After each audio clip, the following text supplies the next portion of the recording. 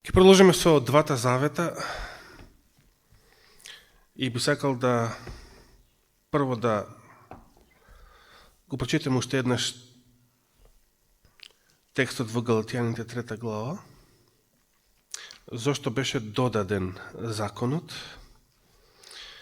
Тоа беа последните мисли од претходната сабота. Галатјаните 3 глава 17 до 19 стих.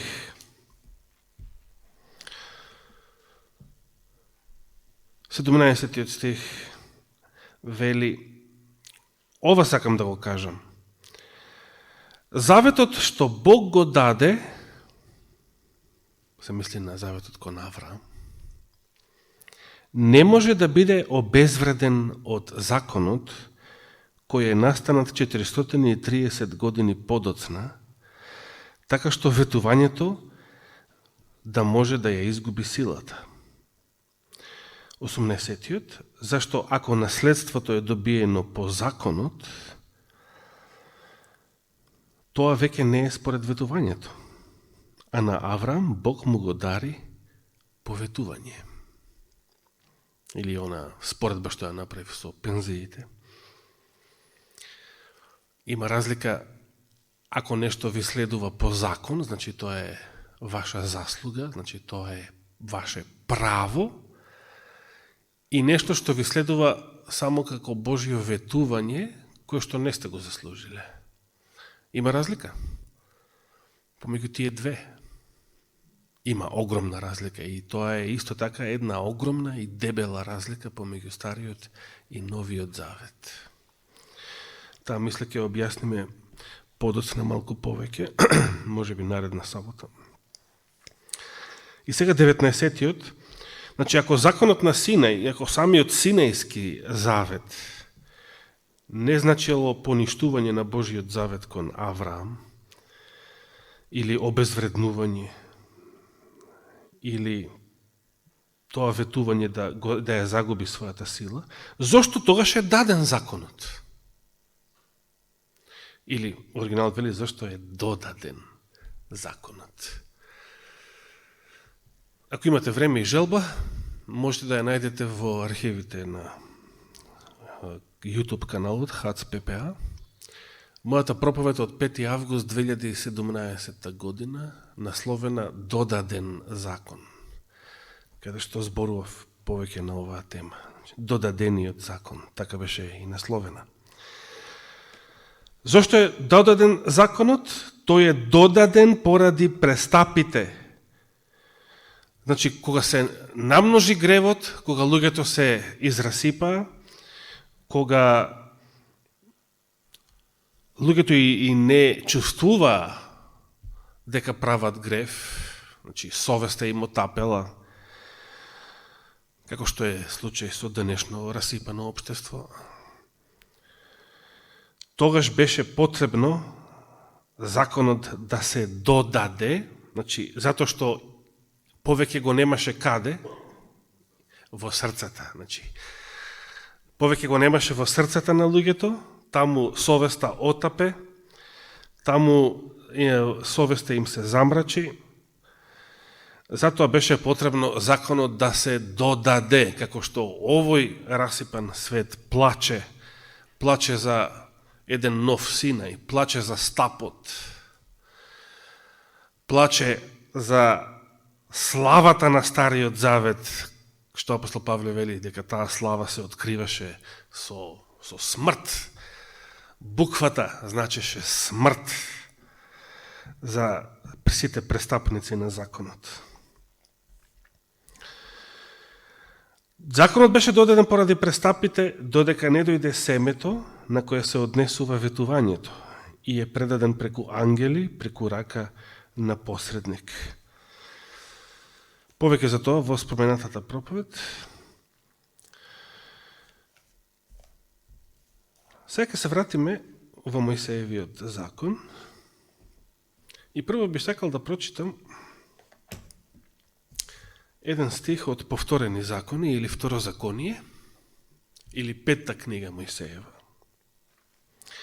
каде што Мојсей На втората генерација израелци во пустината им кажува нешто многу интересно во врска со 10 заповеди или во врска со самиот Синајски завет. Значи, петта книга Мојсеева, повторени закони од 5 глава, од првиот стих па натаму. Тогаш Мојсей го свика сиот израелски народ и му рече: слушај ги, израелски народе, наредбите и законите што ти ги кажувам денес во ушите твои, научи ги и труди се да ги исполнуваш. Вториот стих. Господ нашиот Бог склучи со нас завет на Хорив. Тоа е другото име за планината Синај. Значи, на Синај Господ склучи завет со израелскиот народ, така? И сега што им вели Мојсе после тоа? Тој завет Господ не го склучи со нашите татковци. Значи, Синајскиот завет, самиот Мојсей им вели на израелците дека е нешто различно од заветот кон Авраам, Исак и Јаков. Синајскиот завет Господ не го склучил со нашите татковци. Сега многу христијани површно од овде заклучуваат, значи немало за Авраам 10 заповеди, немало сабота за Авраам, немало. Живееле без сето тоа, партерците живееле без сето тоа. Ниту сабота празнувале, ниту, па може да речеме дека не ги почитувале ни другите 9 заповеди, така? Дали тоа значат Мојсеевите зборови? Не. Каде беше законот запишан? Во срцата на луѓето. Еднаш кажав, има една друга моја проповед од 9 септември, мислам беше, 2017 година, Саботата и заветот е насловена. Таму споменав меѓу другото, целта на таа проповед беше да покажам дека саботата не е дел од Стариот Завет, колку и тоа да им изгледа многу природно на сите христијани, па и на сите евреи. Бидејќи саботата исто тогаш било објавена на Синај, но сепак тоа не е точно, не била тогаш првпат објавена. Но тогаш кажав и една ваква работа. Дали е можно Авраам и патриарсите и пред и после него да живееле од една млада месечина до друга без да има седмичен одмор? Замислите, 29 дена поред да ви бидат обични денови без да има седмичен одмор. Не, значи, проста логика, малку меѓу редови кога се чита, ќе се разбере дека не е така. Разликата меѓу Аврамовиот и Стариот Завет е што законите Божи, кои што никаде не ги читаме во Битие, што Авраам ги држал, нели? Авраам го слушаше гласот мој, заповедите мои, уредбите мои и законите мои. Тие сите беа запишани во нивните срца. А Синајскиот завет е завет што Господ не го склучи со татковците, туку со нас кои сме сега тука сите живи. Синајскиот завет беше 10 заповеди врежани каде?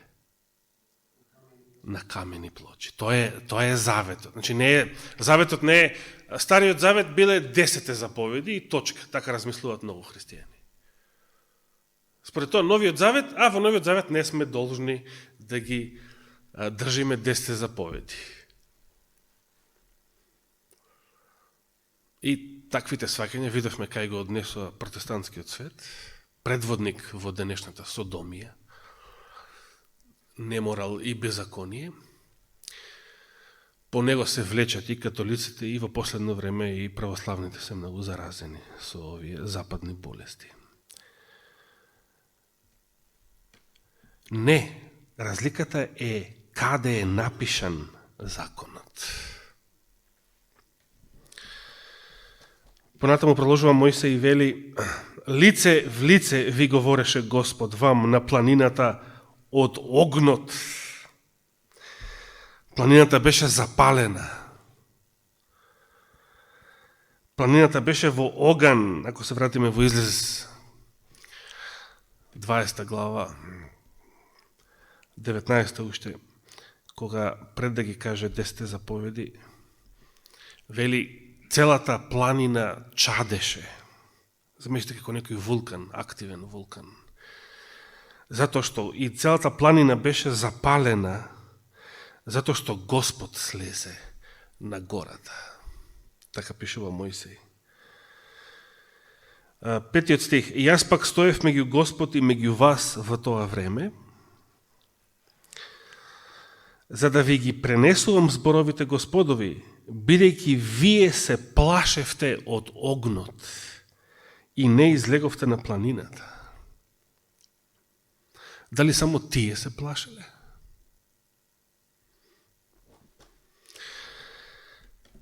И потоа ги цитира 10 заповеди по втор пат во Второзаконие, бидејќи ова е втората генерација што се родила и израснала во пустината.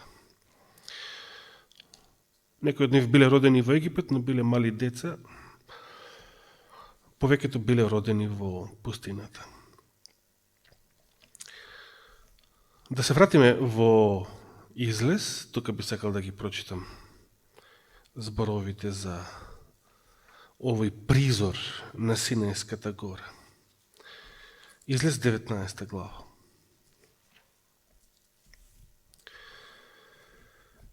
Почнуваме да читаме од 10 стих.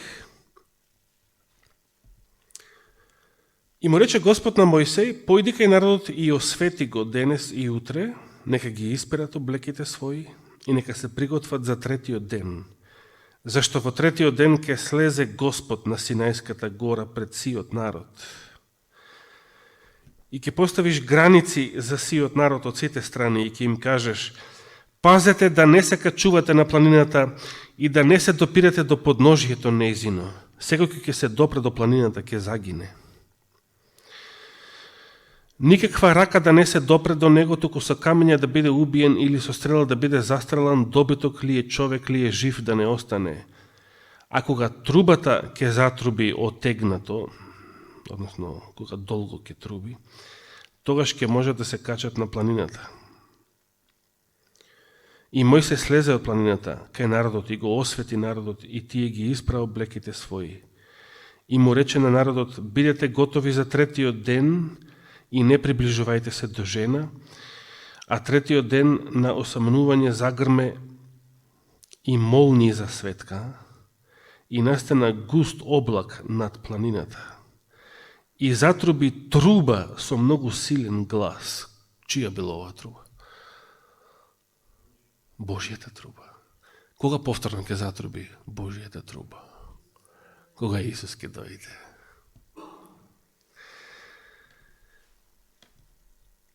Толку била силна оваа Божја труба, што народот затрепери сиот народ кој беше во логорот, цела нација. Тогаш Мојсей го изведе народот од логорот за да го пресретне Бога и застанаа во подножието на планината. А Синајската планина целата беше во дим, зашто Господ беше слегол на неа во оган. И дим се креваше од неа како дим од печка и целата планина силно се тресеше. И гласот на трубата стануваше се посилен. Мојсей зборуваше, а Господ му одговараше гласно. Може да ги дочитате дома и останатите стихови до крајот на главата, пред да бидат изговорени 10 заповеди. Има уште еден опис на овој синајски призор, кој што го наоѓаме во посланието до Евреите, 12 глава. Да отвориме и таму. Евреите, 12 глава. Што тука запишал апостол Павле?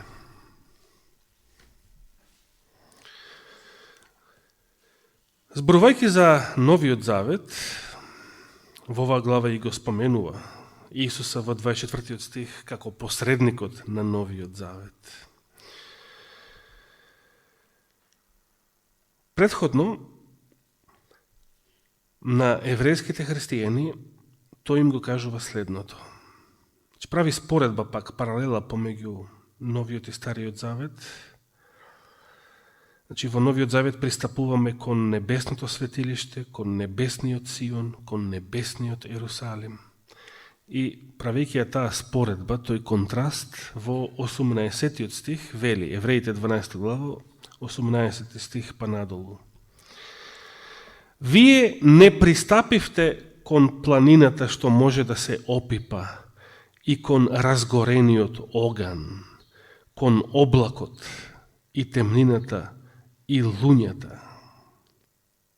Се тоа описи на Синај. Што се случило на Синај? Замислете, од што се запалила планината? Господ видливо со својата слава, со таа слава со која што пребиваше во светињата над светињите, ја запали планината. И тука се споменати и огнот, и чадот, и луњата, и трубниот звук, трубата што трубеше. И гласот што зборуваше, Божиот глас кога ги објавуваше 10 заповеди, чии слушатели молеа да не им се зборува веќе. Зошто? Што им рече Мојсей на втората генерација? Вие побаравте, јас да ви зборувам, јас да ви ги пренесувам Господовите зборови, затоа што самите се плашевте, не сакате директно да го слушате Божиот глас. Толку беше страшен Божиот глас. Кога Господ му се објавувал на Авраам, со гласот мој, дали Божиот глас за Авраам звучеше нешто страшно? Не. Кога Господ прозбори со својот глас од планината Синај, цела нација беше потопена во страв. Сакав да речем што друго. Ке ви текне што.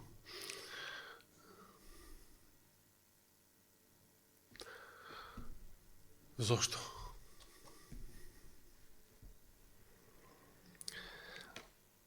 Продолжуваме понатаму.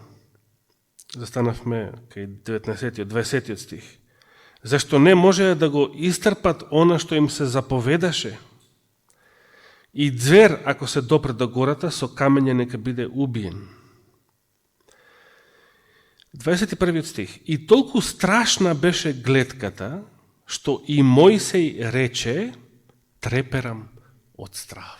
Овој зброј не ги наоѓаме во петокнижието. Ова се дел од усмената еврејска традиција.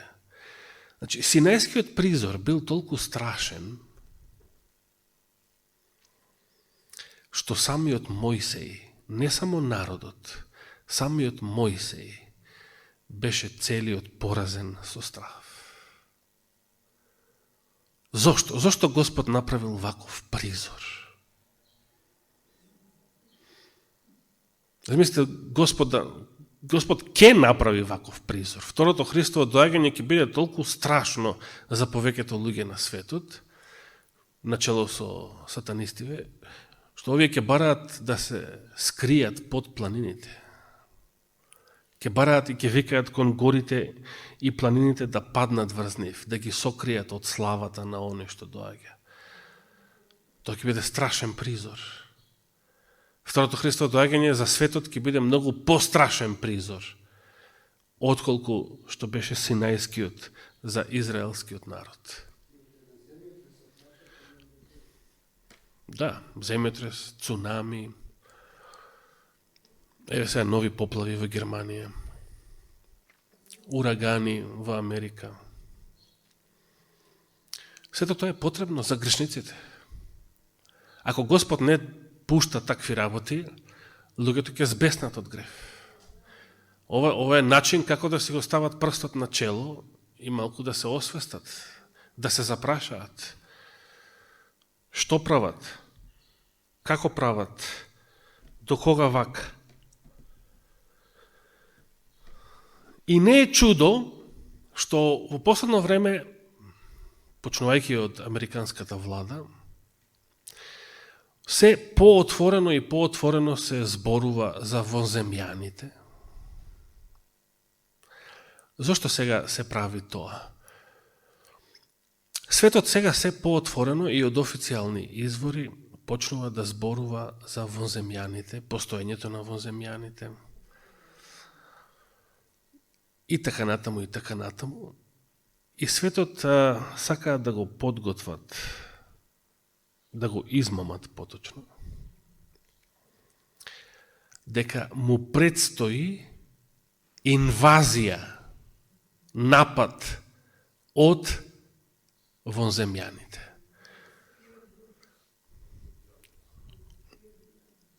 Зошто? Прво, кога постои, ако светот со помош на медиумите биде убеден дека навистина престои некој вонземјански напад, тогаш тоа повеќе ќе делува кохезивно, значи побрзо да се обединат сите народи во една светска влада.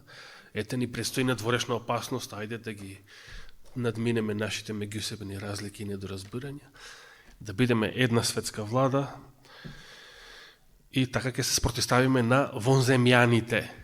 А кои се вонземјаните? Да, демоните се вонземјаните. Но истовремено, она од што тие се плашат, уште сега страх во коски им влегува, од помислата на тоа нешто. Знаат дека Господ ќе дојде со небесните војски. И што вели Откровението? 16 глава. Овие 3 жаби одат по целиот свет да ги соберат сите цареви за војна против кого? Против Бога Вседржителот. И потоа вели 16 стих 16 глава и ги собра на местото наречено по еврејски Армагедон.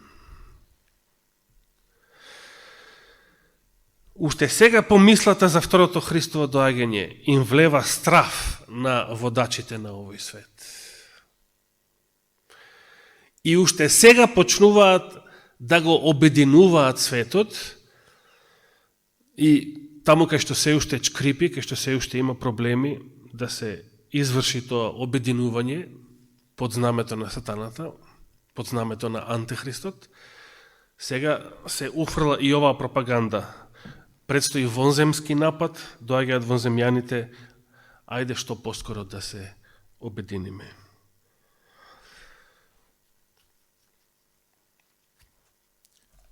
Зошто бил потребен овој страшен призор на Синај, а што го нема во животот на Авраам?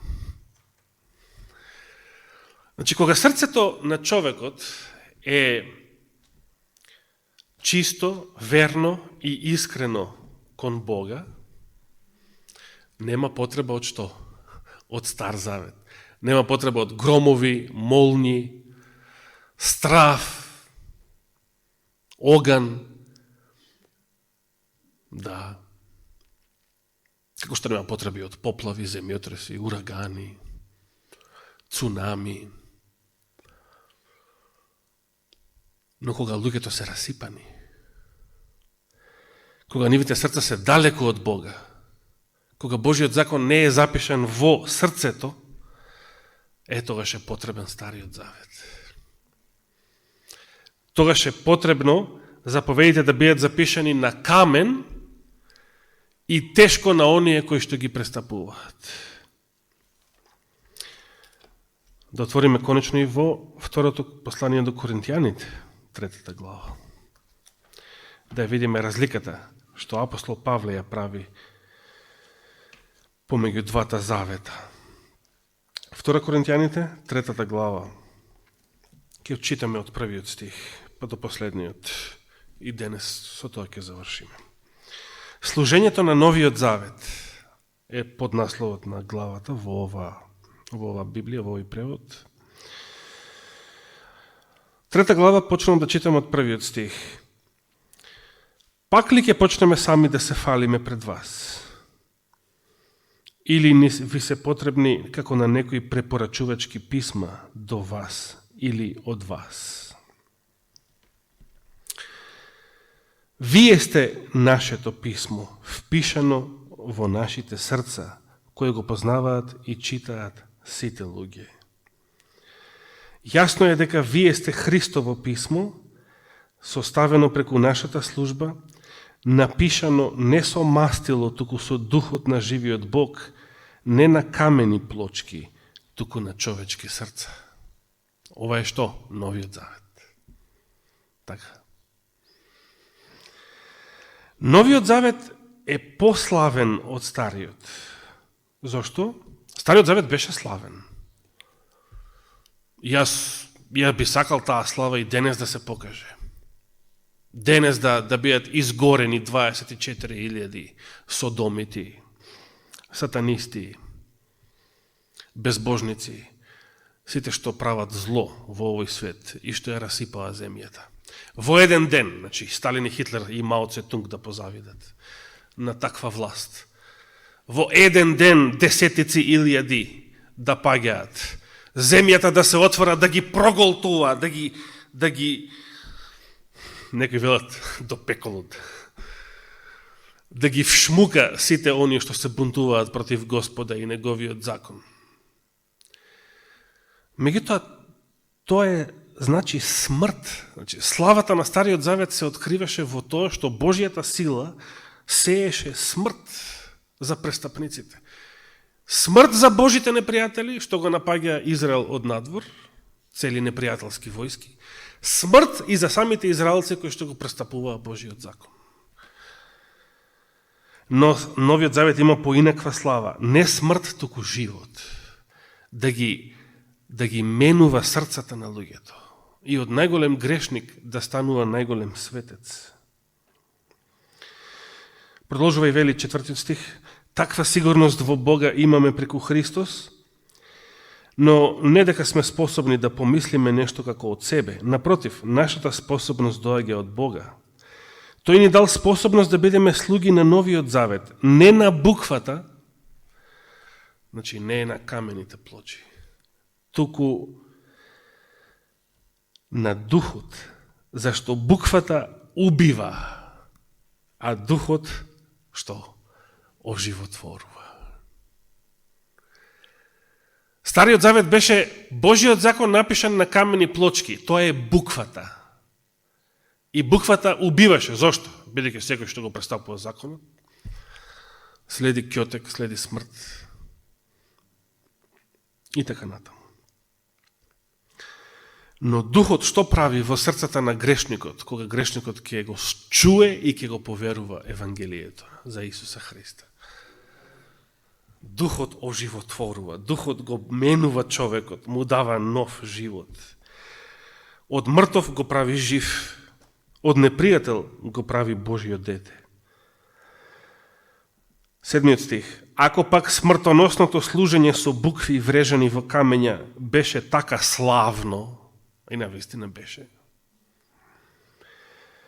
што синовите Израелови не можеа да погледаат во лицето на Мојсей поради минливата слава на неговото лице. Значи, затоа што Мојсеевото лице го одразуваше тој блесок од Божјата слава на Синај. Тогаш колку пославно ќе биде служењето на Духот, зашто ако служењето што донесува осудување беше славно, значи Стариот Завет, тогаш колку повеќе ќе изобилува со слава служењето за праведноста или оправдувањето. И навистина, не ни беше прославено во таа мера она што беше прославено ако се спореди со преголемата слава. Зашто ако е славно она што е минливо, Стариот Завет е минливиот, времениот, тогаш многу пославно ќе биде она што е трајно, Новиот Завет е траен. 12 стих. Имајќи пак таква надеж, ние действуваме со голема слобода, а не како Мојсей што ставаше превес на лицето свое. Го тераа Мојсеја да глуми муслиманска жена. Зошто Мојсей ставаше превес на лицето свое? Значи, замислите, не Синај беше страшен, туку она што блескаше од Мојсеевото лице и од тоа се плаше, тоа беше страшно. Замислите. А некако Мојсей што ставаше превес на лицето свое, за да не можат синовите Израелови да го видат крајот на минливото, тоа што минува, че Стариот Завет. Се тука прави аналогија апостол Павле. На умовите нивни заслепеа, бидејќи и до ден денес кога се чита Стариот Завет им стои истиот превес, зашто само Христос го симнува. С други зборови, кога израелците побарале Мојсей да носи превес, со тоа што направиле? Ја сокриле Божијата слава. Ја сокриле. Се плашиш од Божијата слава и бараш да или да избегаш од неја, или да може некако да се сокрие. Што беше и целта на завесата помеѓу двете одделенија во храмот? Да ја сокрие Божијата слава од грешниците.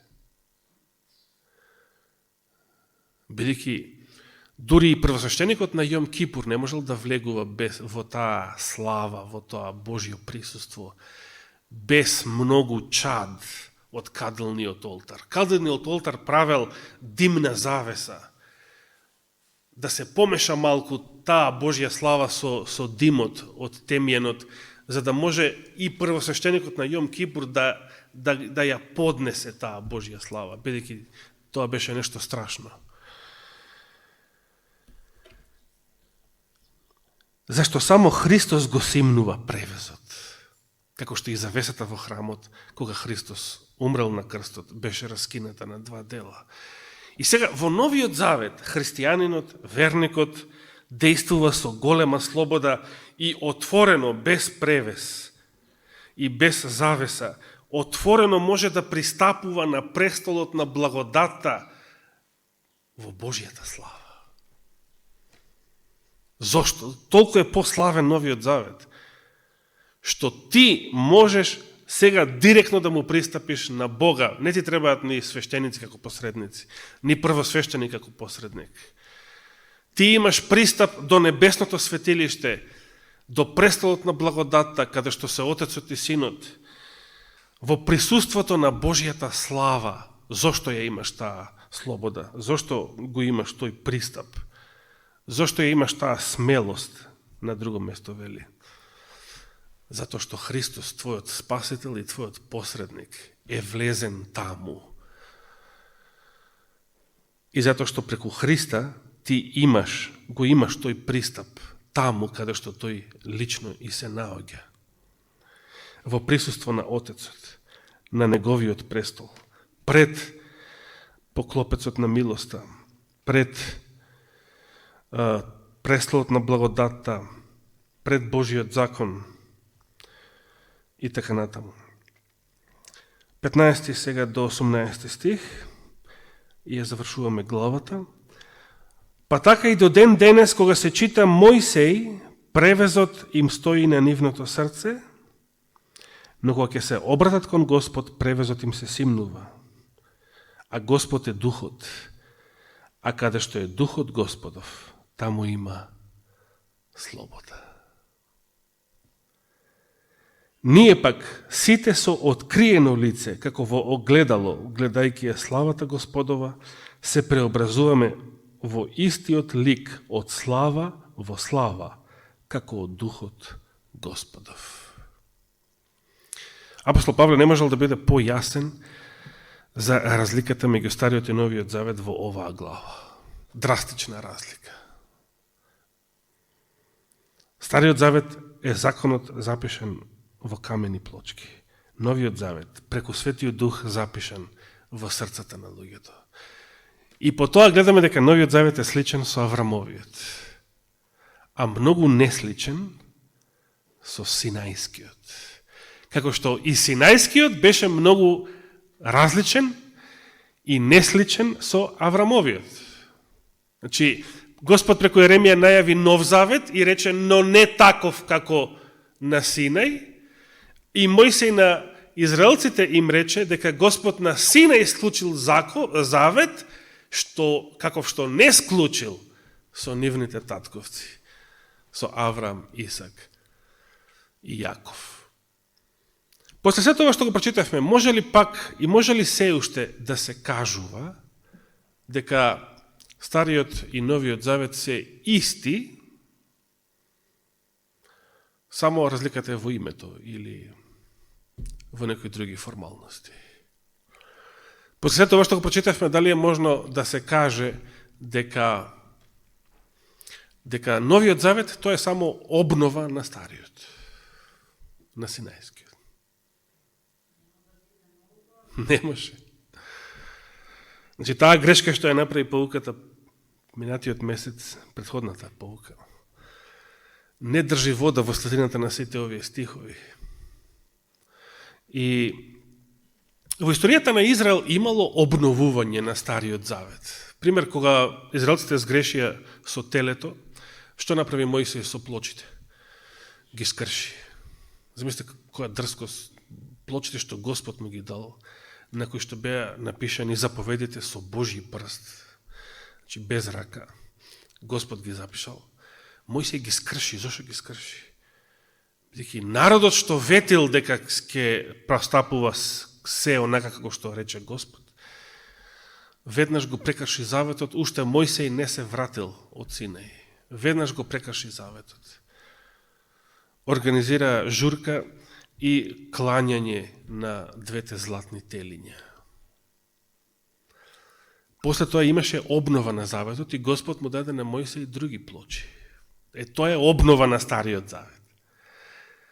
Исто така во времето на Ездра и Немија, после Вавилонското робство, имаше една голема радикална реформа, која што не беше ништо друго во суштина, туку обнова на Синајскиот Завет. Но ниту вторите плочи, ниту реформата во времето на Ездра и Немија, сето тоа било обнова на Стариот Завет. Не може тоа да се спореди, да го споредиш со Новиот и да кажеш и Новиот Завет е само обнова на Синајскиот. Тоа се катастрофални промашувања. Новиот Завет е во суштина поинаков и различен завет од Синајскиот. До сега видовме зошто. А не завршувам денес со оваа тема. Ни преостанува посебен шлак за истата во Галатјаните, и таму ќе завршиме следната сабота, ако даде Господ живот и здравие. Како во Галатјаните апостол Павле ја прави најголемата, најдрастичната разлика помеѓу Синајскиот и Новиот Завет, кој што ги споредува таму, ако се сеќавате, со Синајскиот го споредува со која жена? Со Агара, а Новиот го споредува со Сара. Ако даде Господ живот и здравие, ќе продолжиме и ќе завршиме следната сабота. Нека му е фала и слава. Амин.